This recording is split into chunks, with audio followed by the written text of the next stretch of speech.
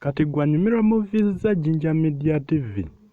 Ka video kantosanyo kalabano kakomya makati. Kalabe paka jetu semba. Eno sero ye kuzimu kwezo eginda fuluma onako olwencha bano ku media wano. Sero eno emanyikidwa zimu kwezo esingo kubezo omutawana. Osobola okuba nti subscribing or liking or commenting olaba namba eyita waggulu eyo eri mu movies muno. Osobola okutuusa ku Telegram channel yaffe movies zibeerayo za free. Then the same number ekutuusa ku VPN eriyogeza abantu. Eri ku nusu mutwalo gwokka osobola gi whatsappinga ne bakutuusaako VPN edduuka ku misinde gya wifi. VPN etalina unlimited time, VPN ekuwa time ku time etakuwa time nti oba nti kozesako MBs 2 GB 5. VPN eyo gye tukozesa okuuploadinga movies zino ezimu. VPN kasooke tugyesonyiwe gwajagala namba yeyo gy'okozesa. Basobola okugikuwa settings zonna ziri set, just join okola clickingamu ne connectinga. Webwala okukozesa data omungi ku mikutu nga TikTok, YouTube n'egisigadde nga waliwo VPN eyavumbuddwa munnassaayansi omu. Ffe nga Jinja Media TV atuwa ne tusobola okuba ntumu advertisingira VPN ye. Okozesa namba eyo eri waggulu. Then gwayagala movies eza Jinja Media TV the same number osobola ogituukako WhatsApp group byebimu n'ebisigadde. Kano kaseera kendigezaako okubalagako akali moving backwards mu video yaffe. Kaseera akayitibwa The Resurrection oba okudda kwa Dragon. Tukijjewo kyekigambo kiwanvu. Ffe ku media yaffe enganzi kaseera kano kalina erinnya erigamba kabadde 3 kingdoms oba kingdoms esatu nga zibeesingibwa ku bwakabaka obwali obw'omugulu. Pabadde ne ka seri akabadde kagenda ofuluma nkayitibwa the legendary twin brothers. Baba brothers ababiri abakuzibwa mu bwakabaka nga bakafulumu kuba martial arts.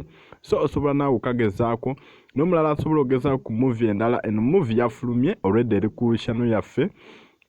Asuubira mugiraba nga etambula episode esooka egenda fuluma olunaku olw'enkya ku ssaawa zigenda kubeera 10 zennyini ez'oregulo. Akalango kyemmanyi already kafulumye dda akalaga nti movie eno yafulumye dda.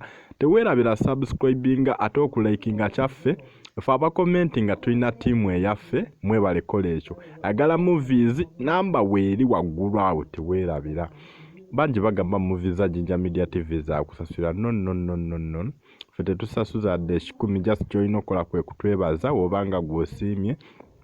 Kyetwagala gwe kwe kusubscribinga ate liking ate commenting. Ka movie already kali ku channel yaffe kwe kali tekagenda kuddamu kukutawaanya. Dynasty Warrior, is it Dynasty Warrior? Wekati wekayitibwa.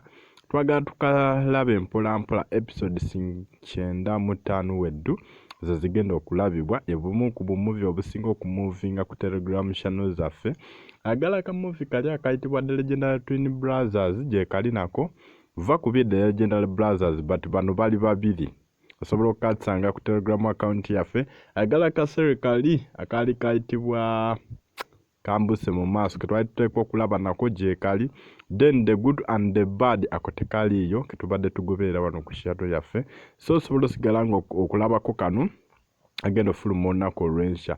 Gwanyumirwa martial arts ow'ekitala ow'ekyambe agala ebyentalo tulakalira. Gwanyumirwa bali bakafulu abedda so nabo tebeerabiddeeyo. Kaseri kapya nnyo yadde nga si kapya eriyo yakalabako naye kapya eriyo yatakalabangako. Mwebale ku subscribing ku likinga commentinga na kwekuumira ku buli kaseera tugenda sigala nga tupawo ekyo ekisingayo amaanyi. But gwe eyeetaaga VPN namba eri waggulu mu video. Bannange tebakunyumiriza bunyumiriza nti VPN gye zikola. Fa kubono bu VPN obubuukako daakikemu ne kabuukako no. Kozesa namba eyo weefunire VPN ku mutwalo gumu gwokka. VPN egenda okusangula amaziga ga data togenda kuddamu kozesa data mpozi biki. Olabe videos za YouTube ng'otoli limited. Then okolabe videos ku TikTok ne ku mikutu emirala. Telegram yaffe yeetaaga data so So joining our Telegram channel newerabira ku movies ezobwerere. Fetwe wetugulawo ebintu byaffe wetwe wetukola everyday. Tuba tupushinga buli kaseera. Bwayagala VPN namba yeyo wa movie ng'ogenda ku Telegram wa VPN kasotuka ku WhatsApp wandika ekigambo kimu VPN. Thanks for watching Movie Update Jinja Media TV.